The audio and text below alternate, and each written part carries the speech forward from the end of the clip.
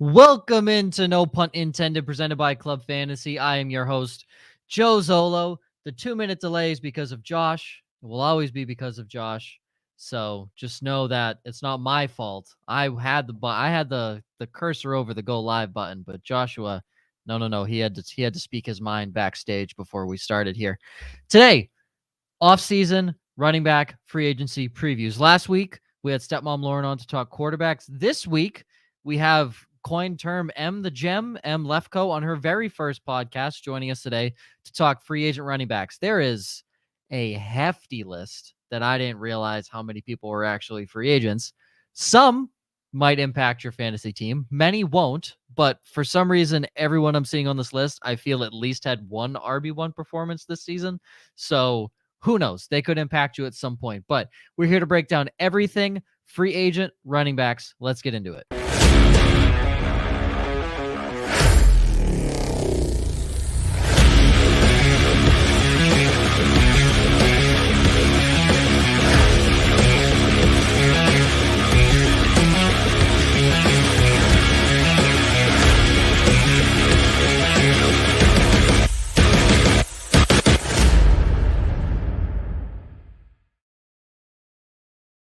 Welcome into No Punt Intended, presented by Club Fantasy. I am your host, Joe Zolo. Joining me, as always, Joshua Hudson, Ryan Weiss, and for her very first time on her very first podcast with a whisk over her left shoulder, M Lefco, M the Gem. It just looks like a whisk. It's definitely a whisk.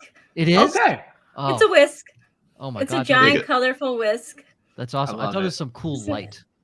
It's a beautiful whisk. It's for when you make huge cakes. It's when you make really, really big cakes. Okay. For a whole classroom. Em, thanks for joining us on your first podcast, which is... Thanks for having me. Yeah, everyone, she's a little nervous. Make her comfortable. I promise you, she's going to give you some awesome insights. She's already listed like 17 running backs she wants to talk about, and there's about 42 that are apparently free agents this year. So I'm just gonna roll through what we have currently, and by we I mean what Josh typed out on the show sheet that I just I didn't type all of them. Obviously, I wanted to think more of like, all right, these are names that some fantasy players will know, whether they're mostly irrelevant or not. They've had some success, so people will know them at least. So. Yeah, I do want to say, Damien Harris was so close to 1,000 yards. I'm angry. He was I didn't realize how close he was to 1,000 yards. I don't think I predicted 1,000 yards. I just said he would be, I think, top 24. Like he'd be an RB2.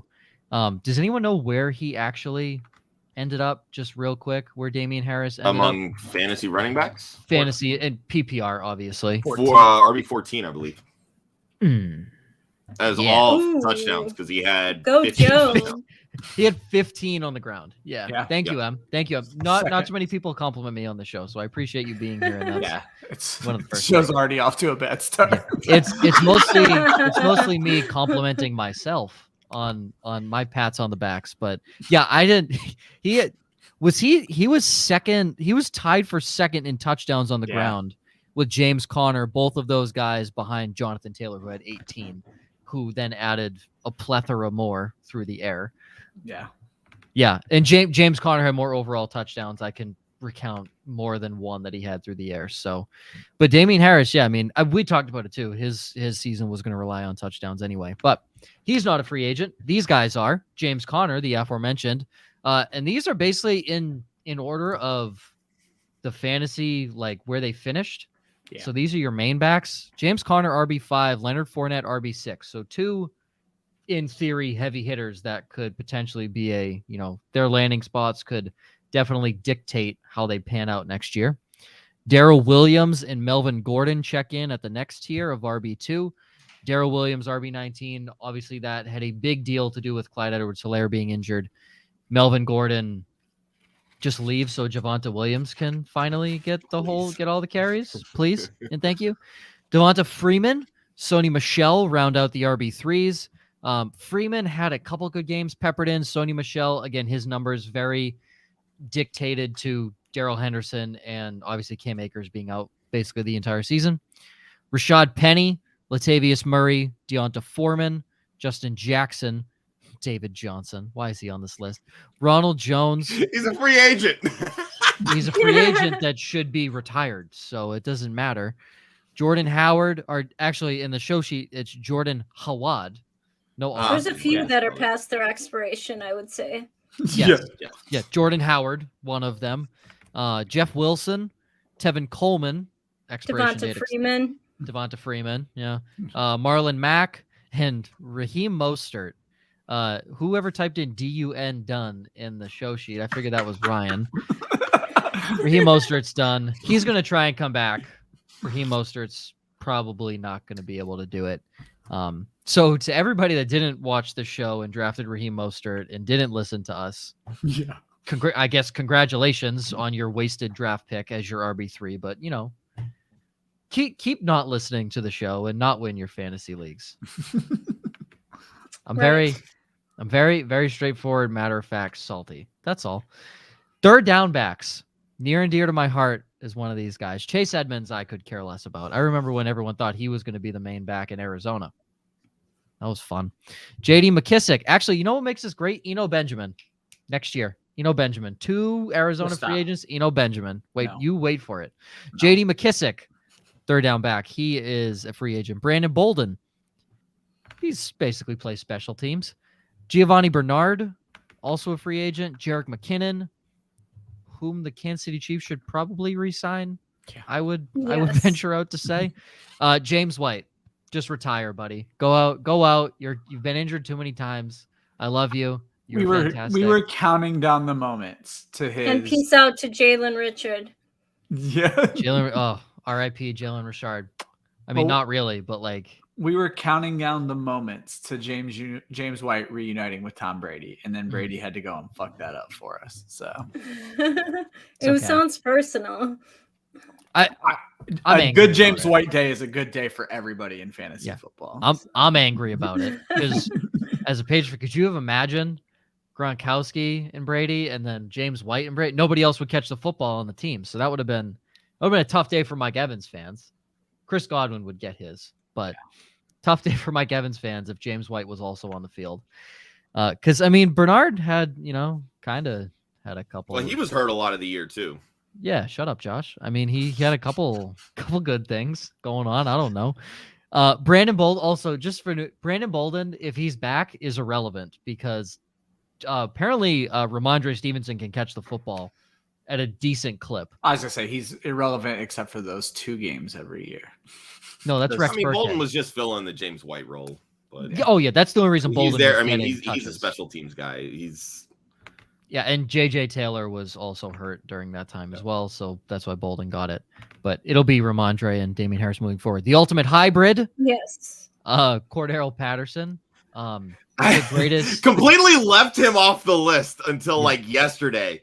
DM'd me and she's like, "Isn't Cordaro Patterson a free agent?" I was like, "I thought he signed a 2-year deal." We were going back and forth over the cap where I pulled all this info. They list him as a wide receiver. That's why I completely missed him initially. That's just lazy. Well, we can list it. We can list him next week as a receiver, and he'd still be a wide receiver 1, right? Probably. Yeah.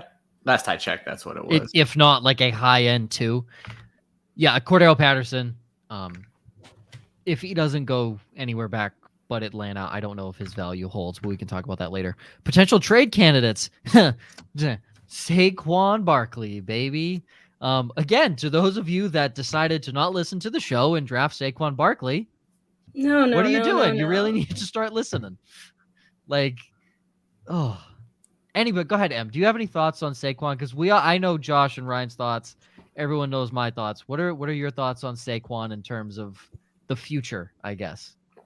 I don't know if there is much future for Saquon. I'm not sure if he's going to regress back to his mean or if he's going to suddenly improve, find himself in a new environment, a new context, new coaching scheme, a new scheme altogether. I don't know if all of a sudden he's going to be playing the way he used to be playing, but I don't see that happening for him. Certainly not New York. Certainly not New York, where there's the worst offense.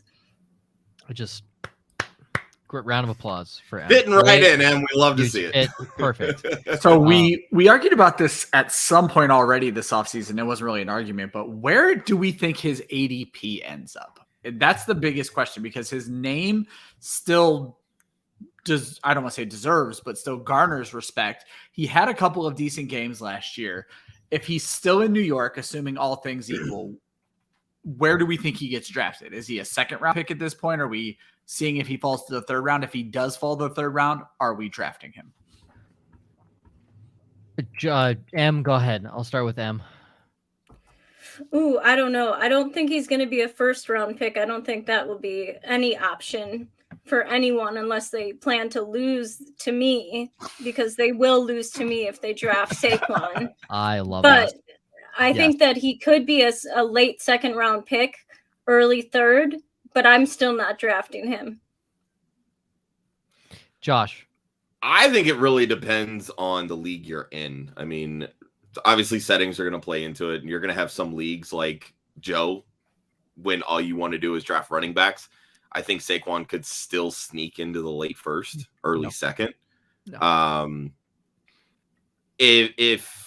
If what I'm seeing in terms of trends where people are starting to talk up like Debo and Kupp, and if Adams' situations, if he ends up back in Green Bay, we could still see him, as one of those top 3 wide receivers. I think he's still going to be ranked as a top 12 running back. So I think at worst he's a mid-second. So if I told you these stats, you tell me if you draft this player X in the second round. He had under 600 yards last season through 13 games because he was injured for 4 of them, and notably injured and has missed almost half of his NFL career. He had 4 total touchdowns, 41 receptions on 57 targets. He averaged less than 4 yards a carry and also averaged less than 50 yards per game on the ground. In total, he averaged 65 yards per game in all-purpose yards. Is that a second-round pick to any of you? No. Is that a third-round pick to any of you? I think he's more of a low-end RB2 in a terrible offense. I think that he has a lack of production, a lack of explosiveness, and a lack of vision. And I also think that he leaves yards on the field. So there's a lot that he's not doing on the field that he has the opportunity to. And it's not that he's not getting any, he's getting all of the, he's getting a hefty workload from Jake Fromm. So I don't know what the excuse is. So I will say, to Ryan's point, he had 2 good games. Yeah, he had 2 games over 100 all-purpose yards. One of them was 102, and he didn't have a touchdown. Also didn't have a catch in that game. So yeah, that Giants offense is so bad. I mean, terrible. If you end up saying and rolling with Saquon this year, you're expecting a hefty makeover for that offense, or you're expecting him to not be in that offense next year. All right, let me just. I don't really think there's in between at all. I know we're not a very pro Saquon show, so we don't want to spend too much time on him. But I'm going to throw one scenario at you: the Cardinals trade for him. No. If the Cardinals trade for him, his touchdown opportunity instantly goes up. That's because right now we're basing everything on his inability to score in a terrible New York offense. I'm still not touching him in the first. I'm all over him in the second if he's an Arizona Cardinal. I think that he's going to go to the Bucks, the Bills, the Ravens, the Chiefs, or the Rams. He's going to go to a contending Super Bowl team. That's my feeling. Well, you have to think the Cardinals have to be seeing their window close with fights with Kyler Murray and aging and hurt DeAndre Hopkins. If they don't favor themselves as a Super Bowl team this year, what are they doing? So they would have to be in that market. Kelly doesn't want him.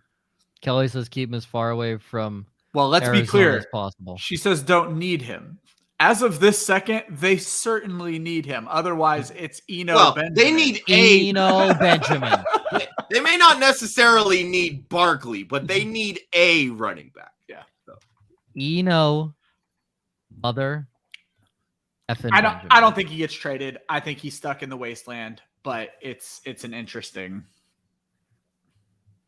You wanna know what's interesting? Benjamin had as many yards per attempt as Saquon Barkley did. So are they the same running back essentially when you look at it like that? Was it Najee Harris until those last 2 games below both of them? So yards per carry is a bullshit stat. Are they literally the exact same running back? Saquon Barkley, 1st round pick, and Benjamin, 7th round pick. We'll never know. We'll never know until they're on the same team next year and Benjamin beats him out for the starting job. If that's the statistic, we're gonna have to stop because Raheem Mostert was 10 yards per carry, highest in the league last year. This is true. Can we have a minimum carry count of like No. 30? Benjamin and Saquon are the same players. So. Oh, you're right. Yeah, no, Benjamin and Saquon are the exact same player. Where was I going with this conversation? No, okay. Listen, if there's you want to talk about injury prone, name me an Arizona Cardinals running back that's been able to stay healthy over the last 3 seasons for the entire full season. Saquon's already injury prone. Chase Edmonds got hurt. In. Perfect. Yeah, fits right in. Chase Edmonds got hurt. James Conner got hurt. Benjamin got hurt. Who did? David Johnson. Why was he even there? Like, every running back they have had has not played a full season. And it's not like that running back takes the full load. They heavily split up carries and snap percentages. So I think there's a curse with the Cardinals. I think Cliff Kingsbury's a dingbat, but that's a whole different story. And I'm glad Kyler Murray sees it. Thank you, Em. God, all right. I'm kicking one of you off. I want her on every single Kyler time. Murray sees nothing. He's too short, first of all. The linemen are blocking him. But second of all, he wants paid. This is not all he wants is paid. Yeah. He doesn't deserve it. Eligible for an extension. He wants to get paid. I get it. He doesn't deserve it. I don't know that there's the huge Cliff Kingsbury, Kyler Murray rift that we're all making it out to be. There's a huge Kyler Murray wants a bigger contract rift. Jonathan Taylor hasn't been hurt. You're damn right. Jonathan freaking Taylor hasn't been hurt. Kelly. You don't even want Saquon. You don't even want him. You don't want him. I love that Kelly is full turned because Joe's anti-Saquon. Now she's defending him somehow. Yeah. Bottom 10 teams in rushing. So these could be teams that potentially need somebody or definitely need somebody. The Texans came in dead last. Rex Burkhead was the leading rusher and had 104 fantasy points. So not good. Yeah, no, not good. So I want to quickly address that JT didn't come on strong until late in the season. Is week 4 considered late in the season for you, Kelly? Is that considered late? I consider that a quarter of the way through the season. I just love that the show over the last month has divulged into Kelly and Joe beef. Kelly, yeah. Kelly and Joe beef. That's okay. We might have to do an NPI special where Kelly and Joe just duke it out. I like it. I'll take the night and then off. Ryan can just sit there with his bell, like play go by round by round. I don't even know where. You don't even have his bell. God. Oh, you're slacking, Ryan. Wow. Okay. Falcons. This is weird that the Falcons were second to last in the NFL in rushing because it feels like I know Cordaro Patterson a lot through the air, but it just felt like Cordaro Patterson did so much that they were not second to last, but the Falcons were. And they currently don't have Patterson under contract. The Dolphins, Myles Gaskin was their leading rusher at 6'12". He came in just outside of the top 24. Steelers, Najee Harris, he had 1,200 rushing yards, but I think it was literally just Najee Harris at the 1,200 and nobody else had anything. Yeah. So, that's probably why. He still finishes RB3, catching, 70 passes out of the backfield that counted for 2 yards on most catches. Definitely helped his status. The Raiders, Josh Jacobs, he can't pick up yardage, but apparently he's still an RB1. The most painful RB1 known to mankind, Josh Jacobs. Yeah, 2 years running. Yeah, 2 years running. The Jets, Michael Carter came in at RB29, had 639 rushing yards. The Bucs, Leonard Fournette, also a free agent. They came in at 812. Rams, Darrell Henderson. Obviously, they missed their stud the entire season, Cam Akers, but 688 rushing yards. Giants, Saquon Barkley came in at RB30, 593 rushing yards. Michael Carter, who plays in the same city in the same stadium, finished higher with more fantasy points than Saquon Barkley did. I'm pretty sure he also played in less games and plays on a shittier team, but that's neither here nor there. The Bengals also came in at 23rd. Joe Mixon still ended up RB4. So there's a weird part of that too. I mean, you look at some of these teams with, the Steelers, Bengals, they have decent rushing attacks because they have one player that stands out, but that's really good. So much of their offense is driven through the air as well. So yeah, say a lot of big pass attempt teams there. Well, yeah, I mean, if you look at all the guys, this is misleading. Look at teams like the Eagles that are like number 1, but their passing attacks are in the bottom 5. Yeah, of all the guys that are true number 1s on here, Joe Mixon, Najee, Cordaro Patterson, Leonard Fournette, at least this past season, they all had an exorbitant amount of receiving yards and touchdowns through the air as well.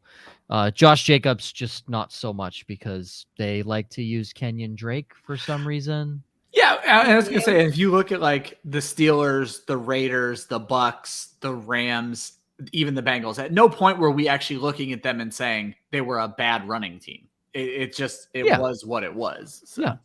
All right, let's go. Let's just start breaking down here. Let's just start with James Conner. I mean, we'll go with the guy who's the free agent, where I didn't think James Conner was going to have anywhere near the season he had. I didn't think I was staying away from him in every league possible because I thought he would get injured. Had a great season, played second fiddle to Chase Edmonds most of the time, but always got the red zone carries. And he played vulture for a good amount of the season until Edmonds got hurt, and then he really just shined through when he had the opportunity. So, Em, I'll start with you. Do they even re-sign him in Arizona, or does he go somewhere else? Do they re-sign James Conner? Yeah, or does I he think go James somewhere Conner else? goes. I think he goes somewhere else. Okay. Where do you think he goes? Do you like him if he goes to a spot that you're thinking of, or no? Are you trying to stay away from him? Do you see any repeat or potential repeat of what he did last season, RB5? That's a tough question. Repeat it again. You're good. Because you're putting me on the spot. Yeah. No, well, welcome. Yeah, no, that happens a lot. So with Conner, do you see him? Well, you don't see him in Arizona. If you see him on a specific team that you know of, what's that team? And do you like him to repeat or even just mimic his previous season at like 80% of what he did? Because even if he does 80% of what he did, he's still, an easy RB2, potentially a low-end RB1. So do you see a repeat of what James Conner did regardless of where he goes? No, I don't. I know he's great with short yardage and on the goal line. He also has good hands out of the backfield. And he had 18 touchdowns, 15 through the ground, 3 through the air. That was outstanding. But I don't think that a player of that hybrid can continue to play at that same level of play their entire career or their next season. I always think that the player regresses to their mean. Okay. Ryan, Josh, thoughts on Conner? Go ahead, Ryan. I like him a lot. Me and Josh were actually just talking about him before the show started. He showed multiple times what he can do. Obviously, he wasn't super efficient last year, but again, that's more on the offense than it is on James Conner. 3.7 yards per carry still isn't that bad. But we talked about this before the season is, yes, Cliff Kingsbury is a moron, but man, does he love to run to the right of the center and to the left of the center. And James Conner proved he can do that quite well. And while it's a fool's errand to say that he's going to score 18 touchdowns again, there's no reason to believe in this offense he can't drop 15 again next year. He's relatively high in his fumble rates. He has little breakaway speed and his durability is in question. I think there's little reason that he can't be on the field for 3 downs, but I also think that he wants to be back with the team. So that might weigh in on whether he goes to Miami or not, but he wants to stay with Arizona. And so does he. Do they want him in Arizona? They're going to choose him over Chase Edmonds, wouldn't you think? Yeah, I'd certainly hope so. He's definitely somebody that can handle that short yardage work, that's what Cliff Kingsbury wants. We saw Kenyon Drake get 10 touchdowns in this offense, and Drake's not really like a hugely built running back. Well, I was going to say, his efficiency in that offense was terrible. Can we add that in there? James But Conner's that's efficiency was everybody. That's everybody in this offense. They're just not an efficiently running. They're not. They don't run the ball efficiently in this offense. They really don't. Which is, I just don't understand that, considering you have a mobile quarterback. Typically, mobile quarterbacks draw a lot of attention from defenses, which opens up lanes. This is a victim of predictable play calling. Defenses know exactly what the offense is running, so they're going to stop it. It's that simple. Yeah, but they're dynamic around the goal line. So any RB1 in Arizona is going to get touchdowns, which is going to make them valuable in fantasy. To Ryan's point, they run halfback trap and inside zone every single time they run the football. They don't, they don't try and run a counter. They don't try and go outside off tackle. They just go, they run the 3 suggested run plays out of the pistol formation and Madden. And those are the only run plays that they have. So Cliff Kingsbury really breaking out the playbook. And especially so what I'm hearing, Joe, is all of the armchair quarterbacks that play Madden all the time could actually be head coaches in the NFL. There's hope for some of us yet. Have you seen? They all thought that already. So listen, we talk about this a lot, right? We look at who here would call a run play on 3rd and 1 against Aaron Donald in the 4th quarter with your backup running back? Quick show of hands. Who would do that? Not a single living soul on this planet Earth would call that, but Zach Taylor did. No one would call that. Not a single person would call that. I would call Jamar Chase toast the shit out of Jalen Ramsey like you've been doing all night. Like, what are you doing? Tyler Boyd, who the hell's covering you? Nobody. Oh, let's do a quick 2-yard slant pattern to you. It's not rocket science. It's not rocket science.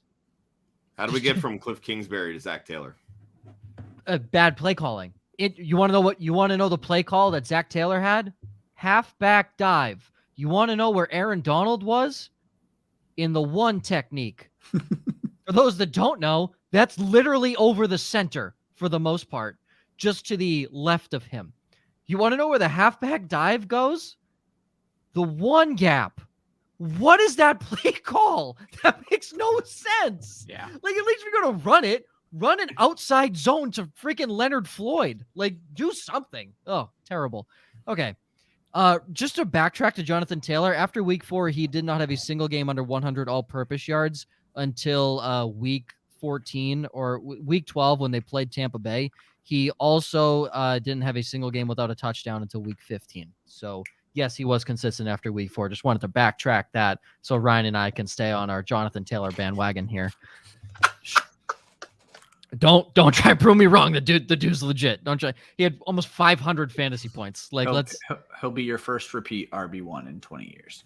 Oh, okay. Don't draft Jonathan Taylor, guys. Anything Ryan has put his stamp of approval on, that's the kiss of death. So, okay.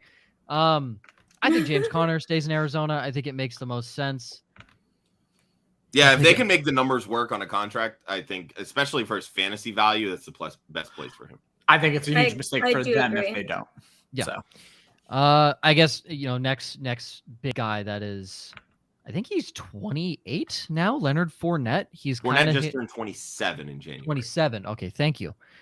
He just feels like he's so much older because he's just so fat. And I don't know why. Ryan, every training camp, he looks like he just ate the entire McDonald's menu for 3 months. Like, that's what it looks like. It looks like he stopped at his local Shell gas station and just had donuts for 3 weeks. Like, that looks like his diet. Apparently, we hopped on the fat shaming bandwagon. Right? Thanks. The fuck? Yeah, what are we doing? All of us are as fit as you, buddy. Gosh. I am not. Listen, this is great.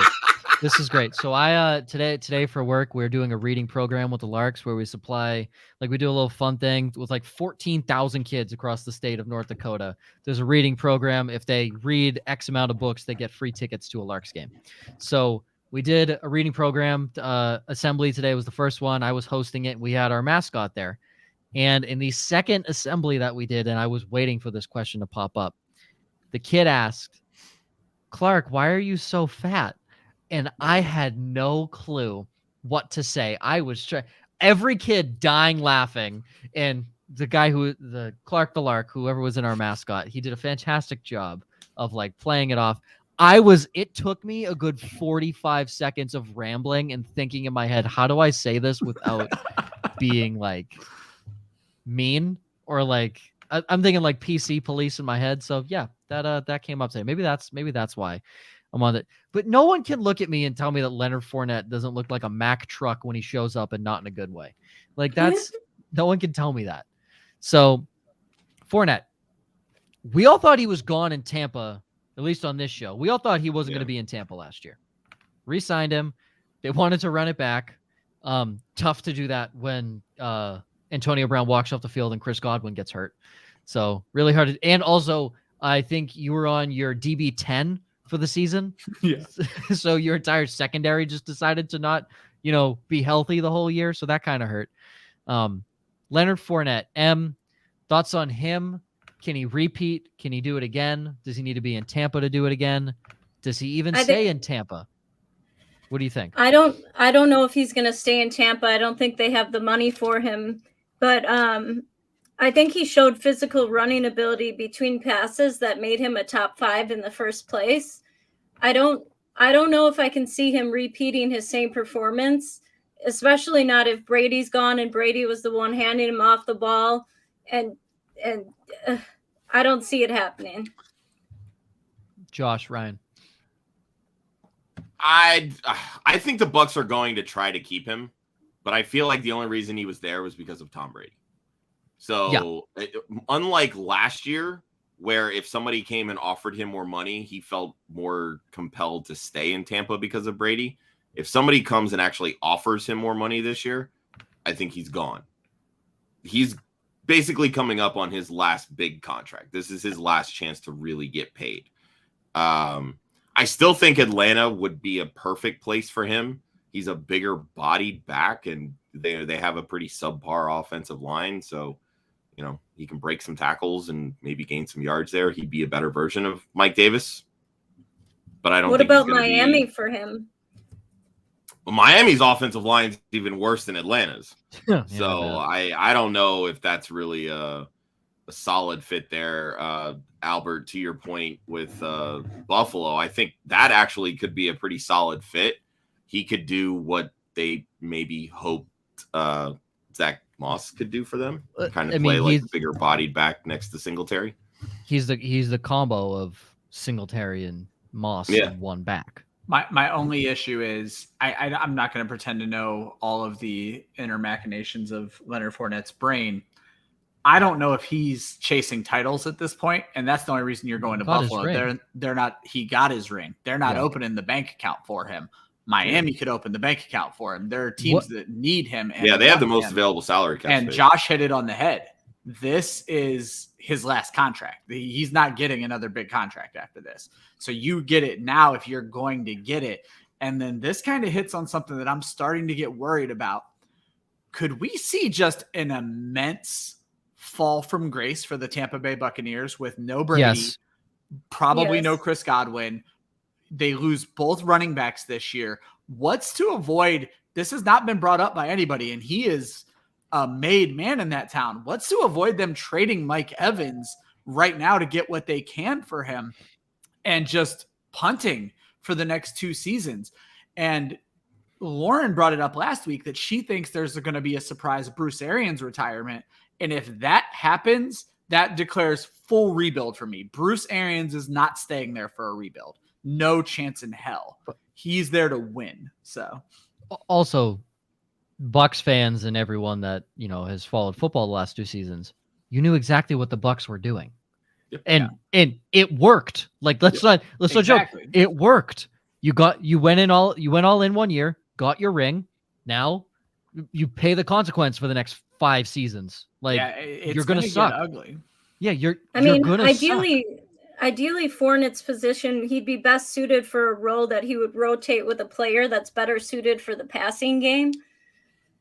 I mean, even though he got handed off and Brady trusted him, he's not the elite pass catcher that we see in other running backs. So capable, definitely not elite. Would you prefer him in that James Conner role where the red zone work's going to be there immensely? I think I would. Yes. I think I would too. I would much rather Leonard Fournette. Yeah. Oh yeah. I think he's better. He's more. I know he's had some ankle injuries in the past, but I feel like he's definitely more suited for a 3-down type role than Connor.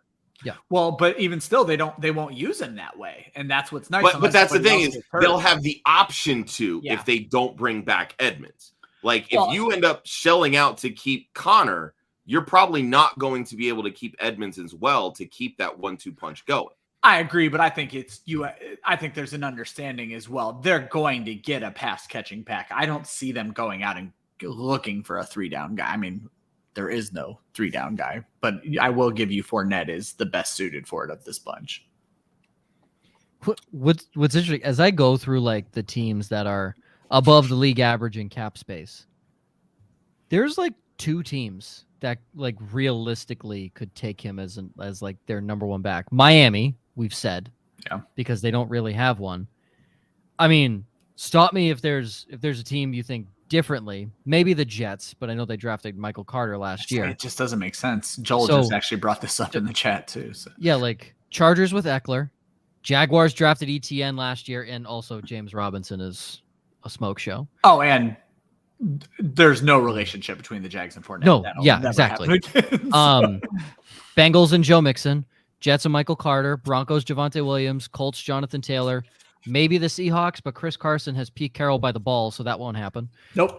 Stop. Because we've talked about this, and everyone wants it to happen. It's not going to happen.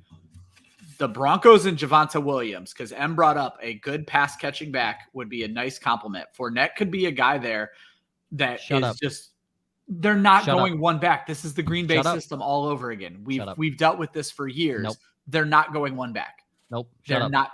You shut up. They're not going one back. Listen. You know what? Actually, keep shut talking. up. No, yeah, that's right. There we go, Jonathan. You know what, Ryan, keep talking, dude. Does it have your stamp of approval? Because if it does, it's not happening. I am willing to guarantee the Broncos add a significant running back this offseason. Yes. Oh my God. See, I think can't they wait. will, but it's like Melvin Gordon it'll be or Gordon. who? Well, Gordon. Yeah, it's going to be Gordon. God, okay. I'm right. I can't wait for the Giovanni Bernard signing. I am so excited. Oh, well, he's Ryan. a pass catcher like JD McKissick. But he's not going to steal carries from.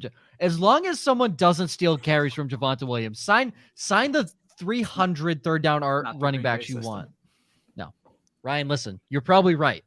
But if it has your stamp of approval, it's going to be wrong. It's going to go. Okay. Washington Commanders, Antonio Gibson. Steelers, Hyatt, Najee Harris. Chicago Bears, David Montgomery. Browns, Hunt and Chubb. Eagles, Miles Sanders, who won't see the end zone. When is Hunt a free agent? Next season. Okay. Was it a 2-year deal last year? Yeah. Because I know. Okay. I thought he got a new deal. Okay. Detroit Lions with DeAndre Swift. Raiders with Josh Jacobs. Texans, nobody. So there. Carolina has McCaffrey. The Chiefs have Clyde Edwards-Helaire, and they seem to like him. So after that, you're going below the league average, and the only teams that are above salary cap, you have 5. Arizona at 2.7, 49ers at 3, Bucks at almost 7, Patriots don't need them at 7.3, Ravens don't need them at 10. They have J.K. Dobbins. I think M brought up the best possible scenario, which is Miami, because I think they have the money to throw at him, and I think 100%. he's chasing money this contract. I don't think it's about a title for him whatsoever, because Buffalo makes great sense. I love the Arizona thing. Even Denver's somewhere in the middle, but they're probably saving every dime they can to see if they can get Aaron Rodgers, and that's just going to screw them in the long run. So I don't think Joel gets the show. I don't think he gets it. Yeah, anything I guarantee, Joel, it don't work. It doesn't. It's unbelievable because he had a literal 0% hit rate last year on my big swings. On your every big swing, 0% hit rate. And we don't mean 0% as in they all missed. We mean 0% as in they didn't score a fucking. They didn't score a point. They actually didn't even touch the football. Some of them didn't even have a target. True story. That's how bad. Thanks, Kyle. Thanks, Kyle Juszczyk. I appreciate you, buddy. But you know what, Ryan? You know what? You were like only 2 weeks early on David Njoku, and then like 5 weeks early. 1 week early on David Njoku. Oh yeah, and then like 5 weeks early on Michael Pruitt. Yeah. So you called it. No, I think that was the next week too. All my shit's always 1 week off. Okay, all right, maybe. One team that I know we talked about last year. If they bring back Patterson, obviously it's null and void, but they're over the cap. 6.5 over. We talked about him going to the Falcons last year. They don't have money to throw at him though. Nope. And we all thought there's no desirable reason to go to Atlanta. Absolutely no. Yeah, So Patterson signed the 1 year deal. So I think I got those confused. I think Davis signed a 2 year deal. So Davis is technically still there. What about Mike Davis? Yeah. Oh, what about the Houston Texans? See, that's an interesting spot because they have nobody. Yeah, but also they play the Jaguars twice a year. There you go. Just run it down their throats. Run it right down their throats. Is the NFC West the worst division in football? The NFC West? Or South, rather. Sorry. The NFC South. Currently, yes. It might be, yeah. The best quarterback in that division currently right now is Matt Ryan. Yeah. And then it goes Sam Darnold. Then it goes Taysom Hill. That's a rough Kyle Trask. division. Yeah. No, Blaine Gabbert. Not Trask. Blaine Gabbert. Yeah, I know exactly what I said. I said Kyle Trask. I know exactly what I said. It's not a glowing endorsement on either guy. Let's be real here. But wow. I know what I said. I don't know how that just clicked for me where I'm saying Atlanta's not desirable. Is Atlanta the favorite? Yeah, they might be. It's got to be Carolina. You would hope so. It's got to be Carolina. But I don't. Are you legally allowed to? There's a lot to shake out there if because Sam Darnold's a quarterback. So. No, not at all. But Bucs have the 27th pick in the draft. That historically, recently, has been the area where running backs go. If you want to take a running back in the first round for that 5th-year option, Breece Hall out of Iowa State is most likely going to be the number 1 running back taken off the board. For those that don't know, Breece Hall came in after David Montgomery at Iowa State. They are almost legitimate clones of each other. I think Hall is a bit thicker and has more of a tenacious running ability, but like Montgomery is just using big words. I'm proud of you. Thanks, man. Montgomery is shiftier and quicker, but Breece Hall is a bulldog of a human and also extremely good.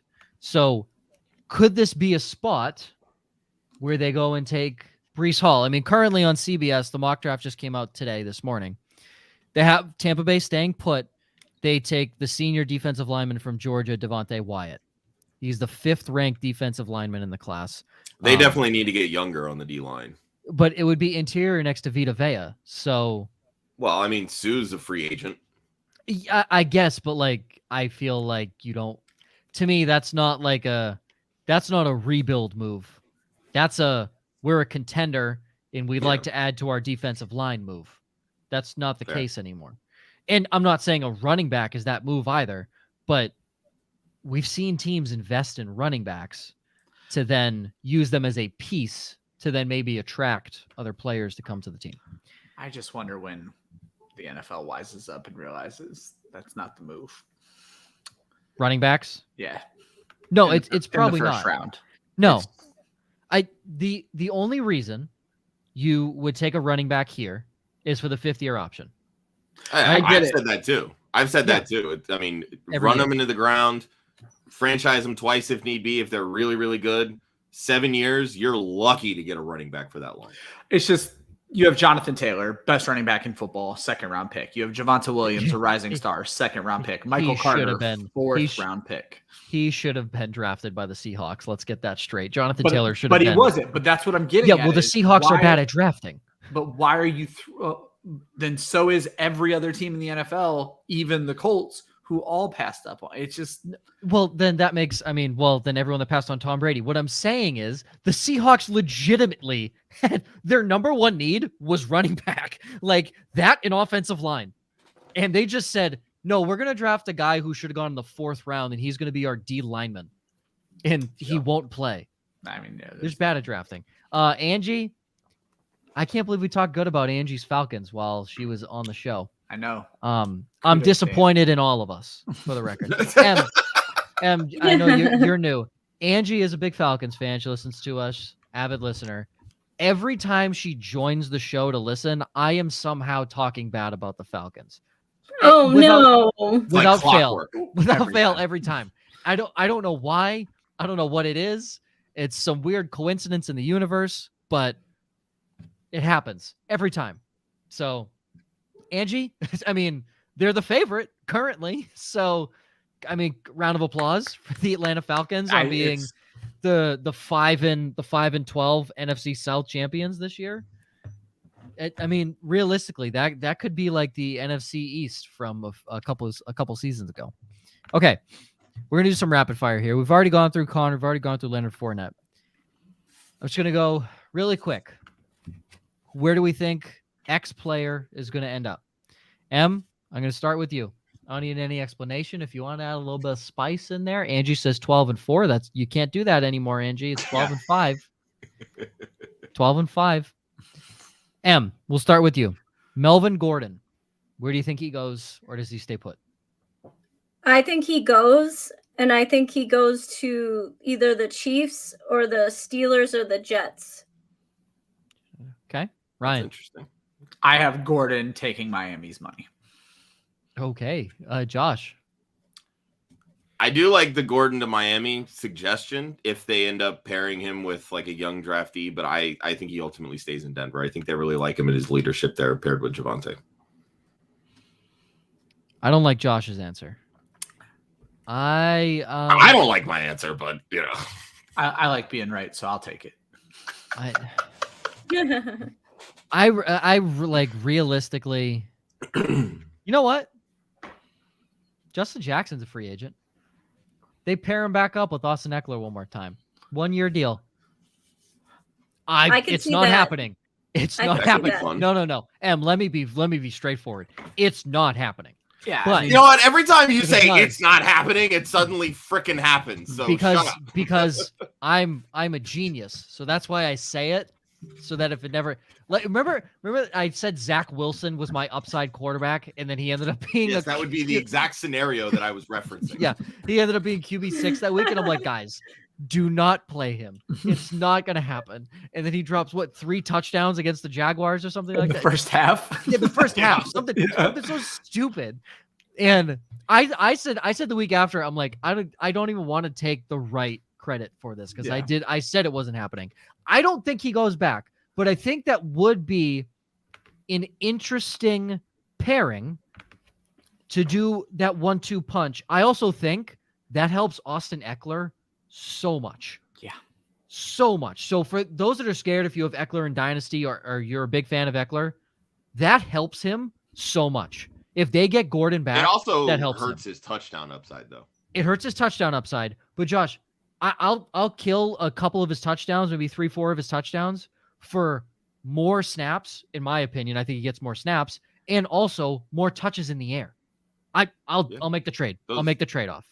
I think at worst it's a 20-point loss, which still makes him a top 4 running back. I say he scored 8 touchdowns through the year with Melvin Gordon in 2019. So I still think, it just weird. The Chargers have the second most cap space at 57. So you want to talk about a team that's primed to actually do something and make the playoffs and make a big run? It's and the Chargers. Their offensive line got really good really quickly. Yes, it's the chart. Well, Rashawn Slater is a mean man. Beast. He is very good. He also looks like he's 16 years old, but also 6'7". Such a baby face. Yeah, such a baby face. Okay, Chase Edmonds. M, where do you think he's going? Ooh, maybe the Bills. Okay, Ryan. 100% agree. That's who I have him going to. They played the Matt Breida game. They played the Zach Moss game. Go get yourself a proven pass catching running back. So, Josh. I think this is a really wild card spot, but I like him in Tampa as a dump off option for a young quarterback with still a good offensive line in front of him. because young quarterbacks, they're not going to be able to read defenses near as well as Tom Brady can, and they need a safety valve, and Chase Edmonds can be that. I can see that. I don't like Chase Edmonds, so I don't care. I really don't even care enough to weigh in on where he's going to go. If I'm not mistaken, Edmonds went to Florida as well. University that of could be kind Florida? of a homecoming for him. I mean, it's still 2.5 hour drive to Gainesville, but yes, technically it would be. Technically, I think Jacksonville might be closer. So maybe, let's pair. They already drafted ETN in the first round last year.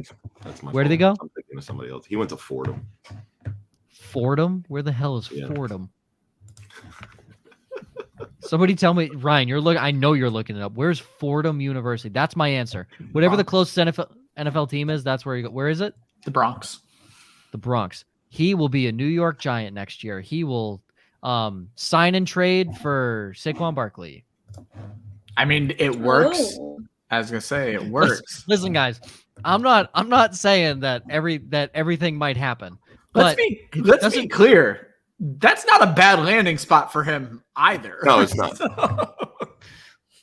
I'm just saying. Okay, next one. Ronald Jones, a guy I also have just zero opinion on weighing in on. But where does Ronald Jones end up? I think he ends up with the Jaguars. Okay, yeah, I mean, Leonard Fournette 2.0, kind of, I think. Ryan? I think he takes Houston's money. Okay, Josh? I think his perfect landing spot is the New York Jets to pair with Michael Carter, because they're in a youth movement, and Ronald Jones is the youngest of these free agent running backs. Interesting. And he can play that quick burst up the middle. Carter can be the pass catcher, because we all know how much Ronald Jones struggles as a pass catcher. I also think Ronald Jones can be a good cover lead for James Robinson. That's fair. I think we need to be careful with Jeff Wilson ending up with the Jets, just following the San Francisco. I mean, if they didn't learn their lesson by bringing Tevin Coleman in, come on. No, not buying it. Ronald Jones will go to the Dallas Cowboys because he played high school football in McKinney, Texas. I don't care. I think he should be a financial advisor at Fidelity at this point. He's so bad at the game of football that I don't think he deserves a spot on an NFL roster. Like he runs the football blind. Legitimately, he runs the football with his eyes closed. So he has bricks for hands. The other option, he will go to the Falcons because he was born in Fort Stewart, Georgia. I don't know where that is, but he was born in Georgia, so he's going to be a Falcon. Why aren't we using USC and the Chargers? Like that one actually makes sense. We need somebody to help Austin Eckler out, right? Yeah. That's not Ronald Jones. Let me tell you that right now. That doesn't hurt his touchdown upside the way Melvin Gordon. Ryan, Ronald Jones and help in the same sentence. That doesn't make sense. That doesn't make sense. Not synonyms. No, they are not. Very much antonyms. Correct, Joshua. Yes, very much antonyms. 4.2 yards a carry, Joe. That makes him better than most of the backs out there. I mean, hey, 4.2 yards per carry. He's basically better than Najee Harris when you think about it. Precisely. What about Marlon Mack as an RB2 behind Eckler? I can see that. Something is wrong with Marlon Mack because they healthy scratched him to end the season and didn't trade him at the deadline. I think Marlon Mack is done. He should be done. He should be done. I mean, I could definitely see a team giving him a 1 year vet minimum, probably after the NFL draft. But what I'm getting at is I think he'll fail out of that team. I'm not saying he won't get a contract. They were running out guys I had never heard of when they needed to run running backs to avoid playing Marlon Mack. Yeah. I mean, yeah.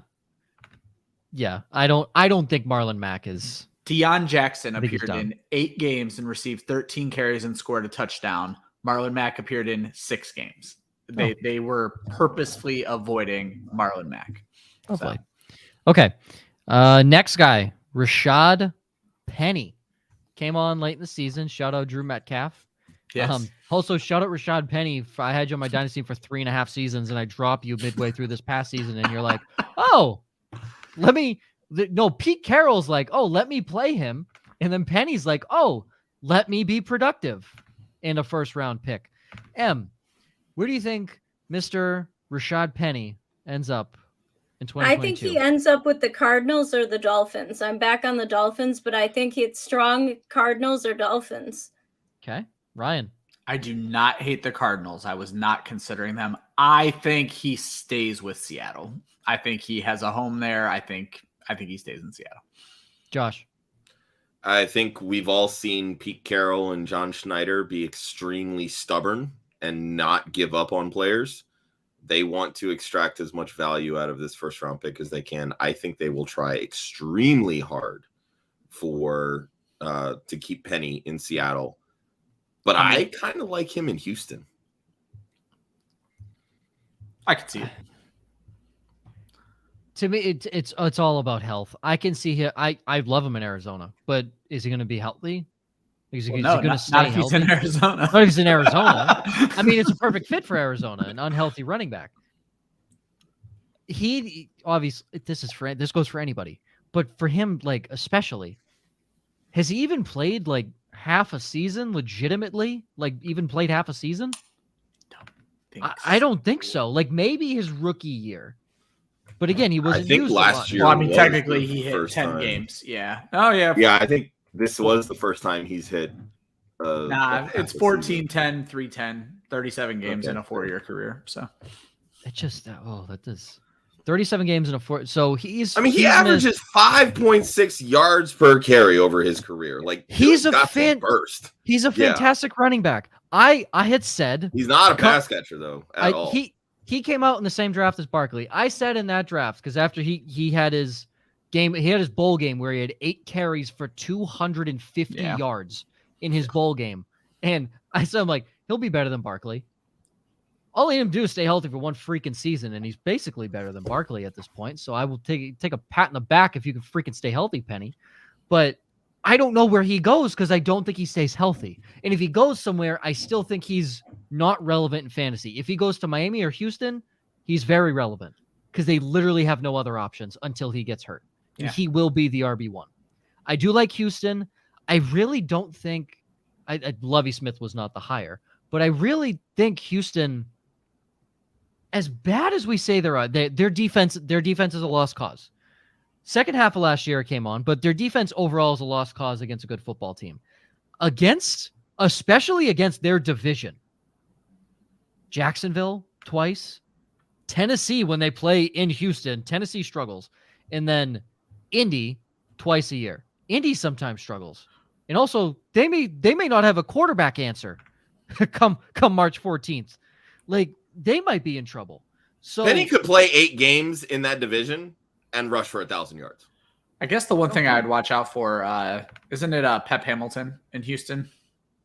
Yes. Yeah, offensive you could see Melvin Gordon end up there from their LAC days together. Very true.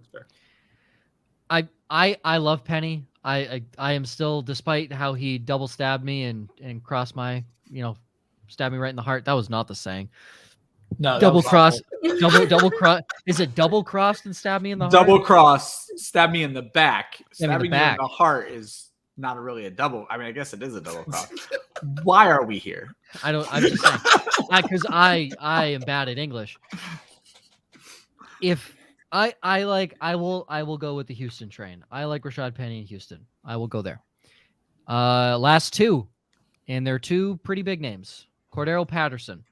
I believe he's 28 or 29. 32. 32? What? Yep. Has he been in the league that long? Yeah. Wow. You don't realize it. He's 32. Yeah. Yep. Still the He best was kick returner drafted in the in NFL and the best kick 2013. returner of all time.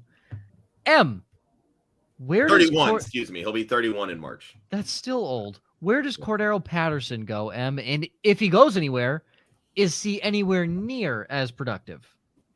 I don't think he goes anywhere. I don't either. That's the correct answer. Josh, differing opinion? Yeah, I think he stays in Atlanta too. But he's not going to have the same type of season. No, God, no. Definitely not. Vastly overdrafted. Yeah. I think he touches the ball through the air more next year. There was a large drop off in the second half of the season. I think that fixes itself next year. He won't score as many touchdowns, but I think he can be as productive for fantasy. That's probably the biggest bust potential. A lot of people are going to take him in maybe the third or fourth. It'll be Mike Davis all over again. My goodness, if he's going in the third or the fourth, he'll never be on a fantasy team of mine. That's no. Ryan, think about it. You're maybe in expert leagues. No, casual fantasy leagues. Oh my God! I don't think he makes it past the fifth. Fifth to seventh is when he's worth a look, depending on team construction. But my goodness, he belongs nowhere near the third or fourth. No, I mean, I'm not taking him. You know, you're gonna have some sites that basically just copy and paste end results into future rankings. There's gonna be some drafts where he ends up that high because he finished so high as a running back. So. Yeah, because his rankings are gonna be. I mean, I'll predict the future right now because fantasy Twitter is fantasy Twitter. It's going to start where people are going to try to be realistic about Cordaro Patterson, and then some asshole is going to be like, "No, you're all wrong. He's still a top 10 back," just to be contrarian, so that if he is a top 10 back, they can be right. But then that asshole's army is going to start to agree with him and correct him and be like, "Oh, he's the one who said this," and then they're all going to start to push him up their consensus rankings. So that's what's going to happen with Cordaro Patterson. That's where were you talking about? It's like you've been around the fantasy football Twitter block for a while, right? Don't do it, Joe. don't do it. Okay, all right. Sorry, you said he, so I was like, oh, well, that's obvious. Okay, last guy. We'll wrap up the show. Where does Saquon Barkley end up, and is he even worth drafting? Is he worth drafting? That's another question I won't answer. But that's correct. It's possible he goes to KC, Kansas City. Wow. If they want to make a play, right? That'd be a big move. That's fun. He's still under contract, correct? Yeah, this would be a trade. Yeah, this will be his fourth year. What if you are the Giants or you're a team trading for Saquon Barkley? What are you willing to give up for draft capital? I'm not giving up anything higher than a third. I was literally going to say a third. Anybody disagree? I could see maybe a late second, but I mean, if you're the Chiefs who literally just spent a first-round pick on CEH, well here's the thing: the type of seasons that Saquon has had, and you have a late first. So Saquon's entering his fifth year. They optioned him to keep him, correct? Yeah. I just don't see them trading him. I don't. But maybe. I think they want to trade him to get out from under that contract because they're already over the cap, if I'm not mistaken. I see. Well, how does the fifth year option work? Fifth year options are guaranteed for injury. But I'm saying though, isn't it guaranteed? Wouldn't he be a cap hit if they got rid of him anyway? I thought that's all guaranteed money. Let's find out. I'll tell you right now. I can tell you right now when my website wants to load. But third round pick, Josh, I can see a late second if the late second is Kansas City second and it's 61, which is basically a third round pick at that point. That's fine. If they cut him pre June 1st, they save literally zero money. Yeah. Nice. Now, yeah, that's how these him. It's how the fifth year trade him. They save $7.2 million. Okay, I'll stick with my answer. Dead money. I like the Kansas City answer. I'm sticking with Arizona. I think you have a very limited window and a pissed off quarterback. That's the kind of thing that's going to make Kyler Murray happy. If you're Miami with the cap space that they have, Nope. You potentially swing a deal. I follow trends. I think Miami is going to run the San Francisco system of give me a guy, I'll make him work. Give me four guys, I'll make him work. So, oh yeah, Mr. Analytics and numbers over there. What's his name? Mike McDaniel. Yeah, Mr. Analytics will plug in any. Yep. Myles Gaskin fans, get ready, because I'm ready to be hurt again. Yeah. Hey, Patrick Laird fans, come out from your slumber because It's happening. It's gonna be the new Kyle Juszczyk. That's what I was about to say. Patrick Laird fans, get ready. Oh baby, I pointed this out multiple times. Myles Gaskin, you can't find a cheaper running back in the NFL right now. He was a 7th round pick. Wasn't even the first running back the Dolphins took in the 7th round. They took the fullback before him that year. Literally cheap 7th round pick on what I'm guessing a 7th round deal. This should be the last year of his deal. Run him into the ground. And that's what the San Francisco offense is all about. So get ready. Miles Jeff Gaskin. Wilson, Raheem Mostert, both free agents. That's right. See one of them in Miami too. Could you imagine? Hey, I'll play Raheem Mostert for his first carry of the season. 20 yards. Just 20 yards. That's locked in 2 points right there. I'm happy for you. Locked in. And also on the off chance he breaks it, that's 7.5 points plus the 6 on a touchdown, maybe bonus points. You're looking at maybe 15, 16 points on one carry. By breaks it, I assume you mean his patella. His patella in the end zone after he scores on his first carry. I mean, just how I don't want to say perfect because that's a terrible word to describe an injury, but like it just made so much sense that he got injured on the first play of his season. It just made so much sense in the grand scheme of things. Yeah, it's rough. All right. That's it, everybody. Good talk on running backs there. Em, thanks for joining. Good talk. Thanks for having me. This was fun. We enjoyed it. We're happy that, we were your first podcast appearance. We've done that with many people. Yeah, many people, including last week's guest, Lauren Carpenter, was her first time ever on a podcast. Up and coming star. Right. Yeah, up and coming star in our industry. Well, I'd love to come back. I'd love to come back sometime. We can definitely make that happen. Yes, M the Gem, as it is now coined. Yay. Yes. Yay. Next week. Finally a good nickname. Yes.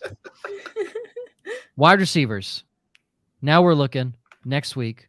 Probably, I don't really know is there any like good free agents at receiver? Because there weren't really any good. Allen Robinson, I know for a fact. Didn't he sign an extension? No, he was whatchamacallit, he was franchised. I'm just going to quickly throw out, if you want more running back talk, M has a wonderful article out for Fantasy Six Pack about free agent running backs. Thank you. There you go. I didn't. Thank you. I read it this morning. So thank you so much. Keep up the good work. We brought as long as you guys inspires me. Yeah. That was not in the show sheet that I looked at 30 minutes before we started. Well, I said, thanks, Em. Tell everybody where we can find you and your work. And I was kind of hoping that she would segue into, hey, go read my latest article. Our guests always forget to do that, but typically I read their stuff, so I throw it out there for them. Yeah. Well, thank you. Yeah. Next week, receivers, new face to NPI. She's not new at all to anything, but I didn't know that she's never been on NPI. Kira Wojtrowski from DFS and Chill. Kira Wojtrowski. Your co-host with DFS and Chill. I think I said that right. I think I said her last name right. Kira. I just normally say Wojtrowski. Nailed it. Okay. Kira's joining us next week to talk receivers. Get excited because it's receivers in a position that everyone cares about. Robinson. And the next week's tight ends. So you have nothing to be excited. I will not be here for the tight end show. So well, now there is a reason to be excited. Well, I should be. No, just kidding. Yeah, no, I don't. Anytime I can avoid tight end talk, I'm. See ya. Bye. I'm instantly in a better mood about the tight end show. Let's do it. You want to know what you're gonna miss, Ryan? You're gonna miss me saying every tight end should go to the Chicago Bears to take over for so that we don't have to hear the Cole Kmet talk. You know what? I'll make sure that's thrown out there for you. I'll keep the Cole Kmet hate alive. I appreciate it. I will be back. I will be in Florida, back at Full Sail's Hall of Fame. I'm speaking on Wednesday, so I will not be able to join the show. Good luck. Oh, thank you, Em. Yeah, I'm excited. Okay, that's it for M the Gem at empowered. That's for those that are listening on the podcast. That's EM_powered_FF. So it's not empowered. Like, can we talk about normally call how the female fantasy football analysts have the handles on lock? Like, they do it better than anybody else in this industry. It's so good. Yeah, unlike the Fantasy 5 and the One Hudsonian. Yeah. Do you get it? M-powered. M-powered. Oh, you just ruined it. I ruined it. It's such a good name, though. It's female empowerment. Yep. It is. Get it? Because Boom. okay. For me at Joe Zolo, and for the business handle at Club Fantasy FFL, you can follow us on Facebook, Twitter, and Instagram at said handle, Club Fantasy FFL. The URL is clubfantasyffl.com. Always remember, defense wins championships, offense wins fantasy football. Next week, we are back with wide receivers, previewing any and all of them heading into free agency with a new face, no pun intended, but not a stranger to us at all. The star and half of DFS and Chill, Kira Wojtrowski joins the show. I was like, I try and say it fast. Kira, you got to like go from the RA to the W. So might as well fast. have called her Kyra, you bastards. Kira, here we go. I'm gonna try and say your name very fast in the Kyra Wojtrowski. Listen, Kira, however your name comes out in this final part of the intro here, this is how I'm introducing you next week. I'm gonna read word for word what Josh put in the show doc, and that's how we're gonna end the show. Next week, we're looking at wide receivers with a new face, and no pun intended, but hardly a stranger to Club Fantasy. The star and half of DFS and Chill, Kira Wojtrowski, nailed it, will be joining us next week. Always remember, defense wins championships, offense wins fantasy football. We will see you next week.